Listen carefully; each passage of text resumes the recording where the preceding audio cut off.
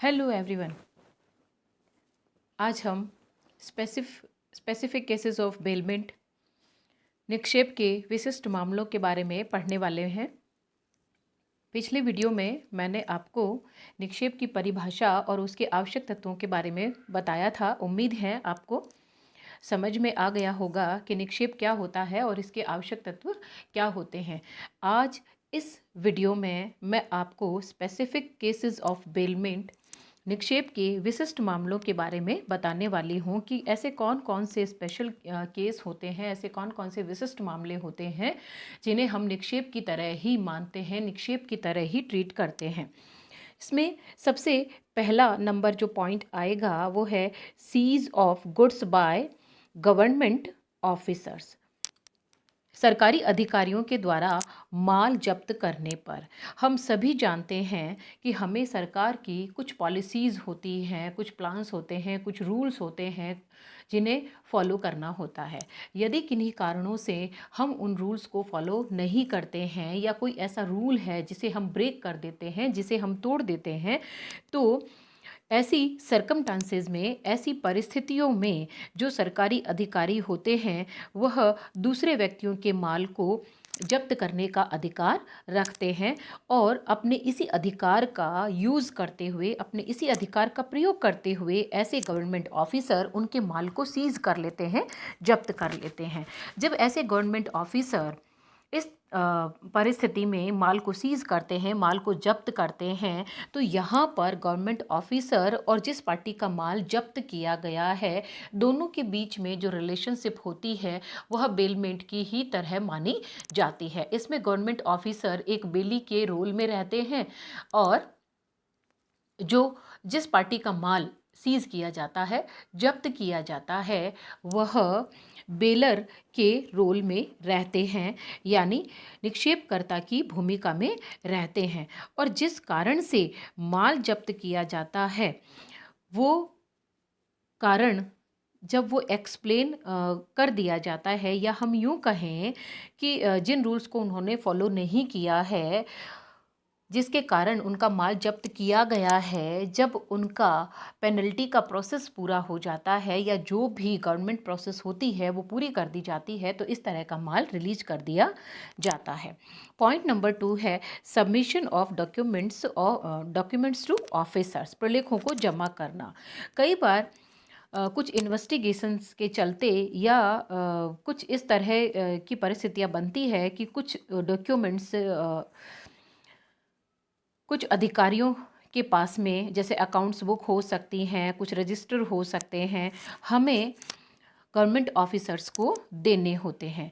ऐसे में प्रलेखों के स्वामी तथा सरकार के बीच निक्षेप के अनुबंध का जन्म हो जाता है, यानी जिस पार्टी के डॉक्यूमेंट्स गवर्नमेंट के पास रखे जाते हैं वो पार्टी बेलर होती है और जो गवर्नमेंट के ऑफिसर्स होते हैं वह बेली की पोजीशन में या उसके स्टेटस में रहते हैं। हम जानते हैं कि डॉक्यूमेंट्स का मांगना बिना किसी वजह से नहीं हो सकता है, कोई ना कोई कारण रहता है जिसकी वजह से ऐसे डॉक्यूमेंट्स की डिमांड पार्टी से की जाती है, और जब वो पर्पस पूरा हो जाता है तो इस तरह के डॉक्यूमेंट वापस कर दिए जाते हैं।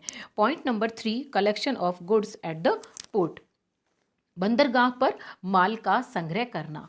जब माल बाहर से मंगवाया जाता है या माल को बाहर भेजा जाता है, हम सभी जानते हैं कि माल को इधर उधर करने के, या हम ऐसे भी कह सकते हैं कि बाहर भेजने और हमारे पास मंगवाने के लिए कई सारे मीन्स ऑफ ट्रांसपोर्टेशन होते हैं। उनमें से एक ट्रांसपोर्ट हमारा शिप या हल भी हो सकता है, यानी हम जहाज़ से या पोर्ट टू पोर्ट माल इधर उधर कर सकते हैं। तो ऐसी सिचुएशन में जब माल को कभी कभी कुछ ड्यूरेशन के लिए या कुछ टाइम के लिए पोर्ट पर ही कलेक्ट करके रखना ज़रूरी हो जाता है, तो ऐसे में जो पोर्ट के ऑफिसर्स होते हैं या पोर्ट के जो इंचार्जेस होते हैं वह माल के स्वामियों के बीच में निक्षेप का अनुबंध करते हैं, यानी इस तरह के जो इंचार्जेस होते हैं वह उस माल को अपने पास पोर्ट पर तब तक कलेक्ट करके रखते हैं जब तक कि उस माल को वापस लोड नहीं कर दिया जाता है। तो यहाँ पर जो पोर्ट के इंचार्जेस हैं और जो माल के ऑनर है, उन दोनों के बीच में स्पेशल केस बनता है बेलमेंट का।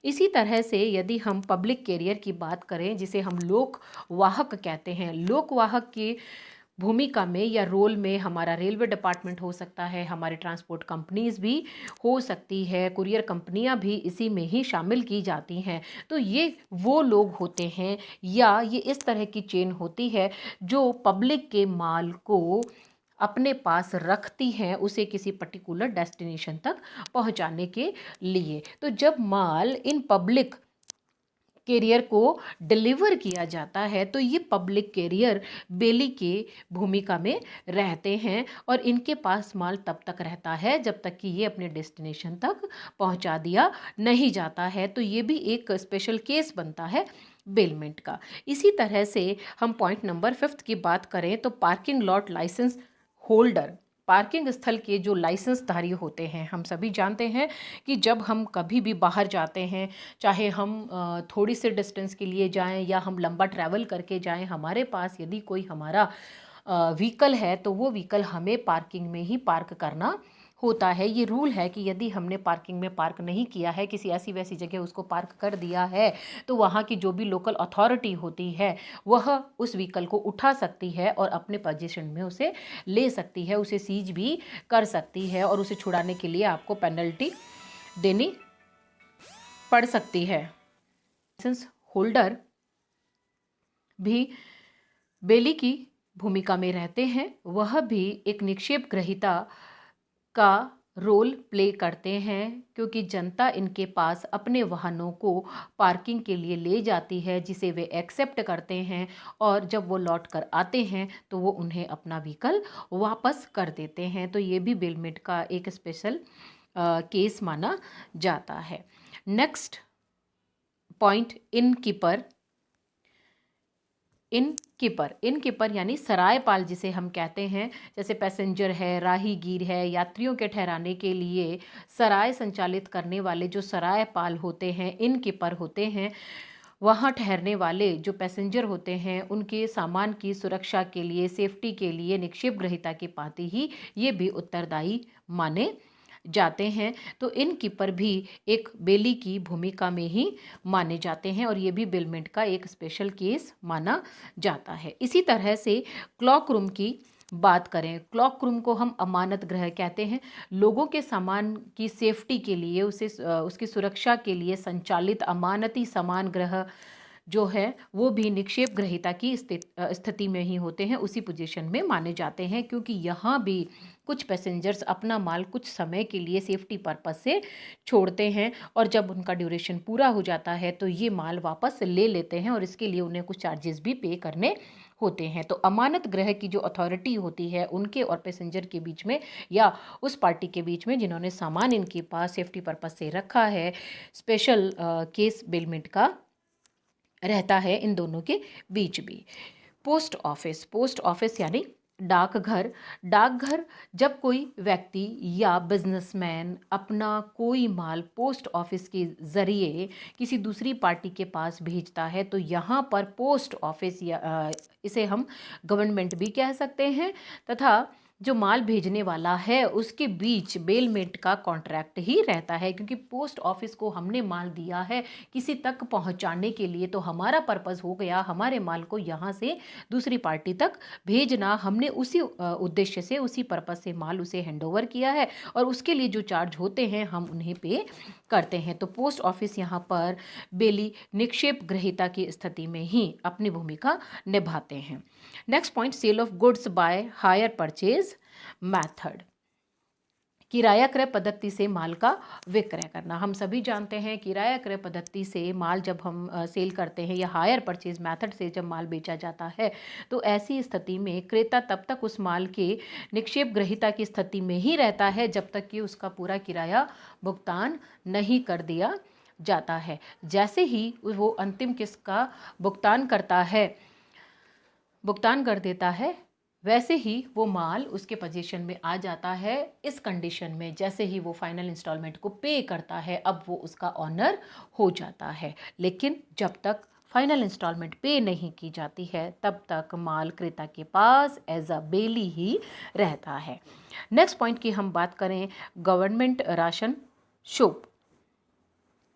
जो सरकार की राशन की दुकानें होती हैं या उचित मूल्य की दुकानें होती हैं, इन दुकानों को जो चलाते हैं यानी जो एजेंट होते हैं जिन्हें इन दुकानों को चलाने का लाइसेंस मिला हुआ होता है, इन लोगों के पास सरकार की तरफ से एक फेयर प्राइस पर माल आता है और इन लोगों की ये ड्यूटी होती है कि वह इस माल को लोगों तक पहुंचाते हैं, उनको बेचते हैं। तो यहाँ पर ये जो शॉपकीपर होते हैं या जो दुकानदार होते हैं जो उचित मूल्य पर सामान का विक्रय करते हैं सरकार की तरफ से, तो सरकार का माल इनके पास बेली के स्टेटस में ही रहता है और इनका ये कर्तव्य है कि यह उस माल को उन लोगों को ही बेचें जो लोग इस माल को खरीदने के हकदार हैं और इस माल की सुरक्षा ठीक वैसे ही करें जैसे वह अपने माल की करते हैं। Last point, the person having possession to the goods sold, विक्रय किए गए माल पर अधिकार रखने वाला विक्रेता। हम सभी जानते हैं कि जब हम माल खरीदते हैं किसी पार्टी से तो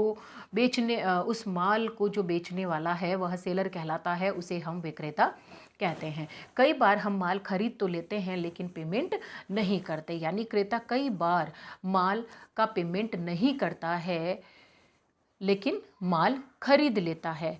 और ऐसा भी होता है कि क्रेता ने माल खरीद तो लिया है, पेमेंट नहीं किया है, लेकिन माल अभी भी उस सेलर के पोजीशन में है, उसके अधिकार में पड़ा हुआ है। तो इस स्थिति में ऐसा विक्रेता जिसे अभी तक पैसा नहीं चुकाया गया है वह माल के निक्षेप ग्रहीता की भूमिका में ही रहता है। तो ये कुछ ऐसे केसेस थे जो मैंने आपके सामने रखे हैं जो बेलमेंट के स्पेशल केस कहलाते हैं। आई रिपीटेड, मैं एक बार इसे रिपीट करती हूँ। Seize of goods by government officer, सरकारी अधिकारियों के द्वारा माल जब्त करना। Point number 2, submission of documents to officer, जब आप सरकारी अधिकारियों को डॉक्यूमेंट्स हैंडओवर करते हैं या डिलीवर करते हैं। इसी तरह से point number 3, collection of goods at the port, बंदरगाह पर माल का संग्रह करना। पब्लिक कैरियर, लोकवाहक, parking lot licence holder, parking स्थल के लाइसेंसधारी, इनकीपर यानी सरायपाल। इसके अलावा clock room, post office, sale of goods by hire purchase method, किराया क्रय पद्धति से माल बेचना, गवर्नमेंट राशन शॉप, उचित मूल्य की दुकानें। The person having possession to the goods sold, विक्रेता जिसका माल पर अधिकार है वह बेलमेंट के स्पेशल केस में ही शामिल किया जाता है। तो आज की इस क्लास में मैंने आपको बेलमेंट के स्पेशल केसेस के बारे में बताया। आई होप कि आपको ये समझ में आ गया होगा। नेक्स्ट क्लास में हम उन सब सरकमस्टांसेस की बात करेंगे जहाँ पर हम ऐसी सरकमस्टांसेस को बेलमेंट में नहीं मानते हैं।